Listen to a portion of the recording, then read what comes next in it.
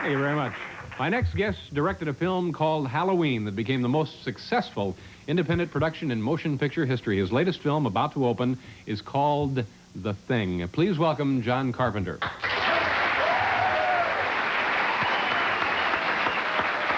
Hello, John. How are you? How are you doing? Fine. Have a seat if you will, sir. You know, civilians all the time hear claims about motion pictures that made more money, did more money in one weekend, did more money in a half an hour. But this one, the most successful independent production in history. Give us an idea what that means. The movie cost $300,000 to make, and it made $70 million. $300,000 to make. Yeah. You can pretty much do that in your basement. $300,000 is a cheap film, cheap right? Cheap movie. And $70 million? Worldwide to date, yeah. Good heavens. Now, do you get a lot of that? No, not a lot of it. No, a little bit of it. Yeah. You prefer doing an independent film, I would guess, huh? Well, I just started making films with big studios, with Universal, and I kind of like it. It's fun. Yeah, they treating you well? Because Very well. I read that you mentioned that sometimes a motion picture company, or a big one, would be kind of not the most fun to work with. I was worried when I went in because I thought maybe they'd take away control of the movie from me. I think that's what every director wants, is control of his film. They were wonderful. And so far, things are going well. Oh, real well. Now, The Thing, which we're going to see some footage of, this is pretty bizarre stuff here. Pretty strange. Now, is this, it's different from Halloween and Halloween 2, huh? Yes, The Thing is about, actually about a monster from outer space. And we tried to make the king of the monster movies. And Rob Bottin did the special effects. And I think you're going to see a scene from that. And, all right. It'll be self-explanatory. This is pretty scary, huh? Yeah, I guess all right. so. And it's called The Thing, and we'll see a minute and a few seconds of that. Watch the monitors here.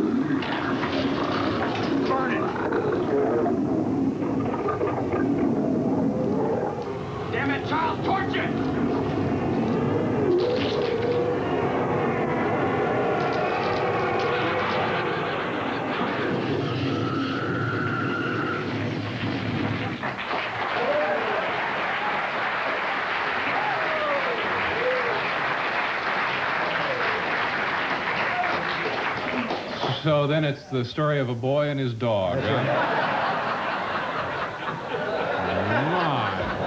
My, now that, wow. Now, first of all, you could hear the audience kind of oohing and eyeing. You kind of, you know a film is good by the way, the noises the audience makes, don't you? Pretty much. In this kind of film, if the audience is oohing and eyeing, I know I'm all right. Mm-hmm. Do you, when you make, for instance, when this film was completed, did you just put it in theaters, or do you screen it and test the reaction of the audience? Part of making a film for me is when I finish my first cut, I show it to an audience and see their reaction. I'll go back and change it and then show it again. Mm-hmm. And the audience is a big part of the film. What is the reaction you're after in this particular film? Well, it's much the same as getting on a roller coaster. There's a big build-up to the first time you go over the edge, and when you do, there's no stopping it. Yeah. Now, I noticed Paul looked away and people were gasping. That's a favorable response as far as you're concerned? Honestly, in this kind of film, you're dealing with something that the whole audience knows isn't real at all. You know that there's no such thing as a monster from outer space. At least we haven't seen one in the paper. And I want the audience to believe it. Yeah. When they see that, they say, oh, my Lord, look at that. That's Yeah. real. Yeah. Now, do you have children? No. Now, assume you did, maybe an 8-year-old child. Would you send your 8-year-old child to see this film? I would evaluate my 8-year-old, and I would ask myself, is the 8-year-old impressionable? And could they realize this is a fantasy film? It's really not very harmful, but it's frightening. Yeah. And if I thought so, sure. If I was an 8-year-old kid, I'd want to see this movie immediately. Oh, yeah, I would No imagine... matter what my parents said, Yeah. I'd go right out and see it. I would imagine kids will be lining up around the equator to see this one. This is... Now, how do you do that stuff when you saw the all of those gruesome things? What exactly were we looking at? Was it animation? Was it... That's mechanical special effects makeup. And basically, those are objects that are built and operated like puppets, with hydraulics and people's hands moving, things like this, and all done on camera. Yeah, and so what we were looking at actually did take place. And now, we had a gentleman on, John Dykstra, a couple of weeks ago, and he said that the problem with doing special effects of any kind is once you've done them in a film, people get to be blasé about them. That's right. So you have to keep topping yourself. Is this the first time ever for some of these effects? I think so. I don't think you'll ever see effects like this in a movie. I know there hasn't been a monster movie like this, where the monster constantly changes form. It never looks like any one thing. It's constantly in motion. And it's pretty hard to pull off, but I think we've done all right. You worked with Kurt Russell in this film. You worked with him before, and this is he's had an interesting career, going from, I guess he was with the Disney organization as a kid, or a younger person than he is now. He did a lot of Disney films in the 60s, and I met him on Elvis. We did a TV movie, and he played Elvis Presley, and he walked in, and he didn't look like Elvis Presley. I thought, well, if this guy can do it, hell, I can do it too.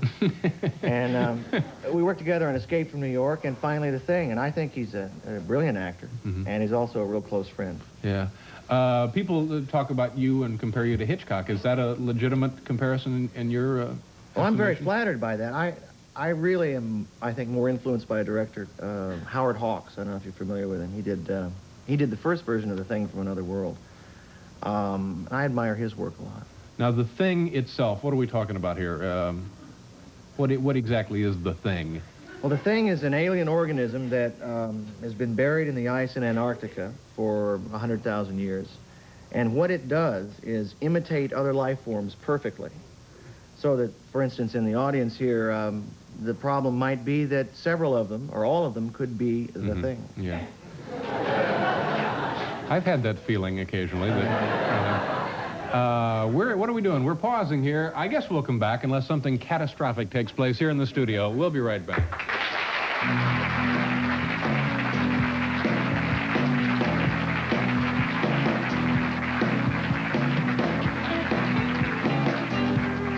Unplugged the power here. Mr. John Carpenter, thank you very much. Good luck to you on The Thing. I have a hunch it will do quite well.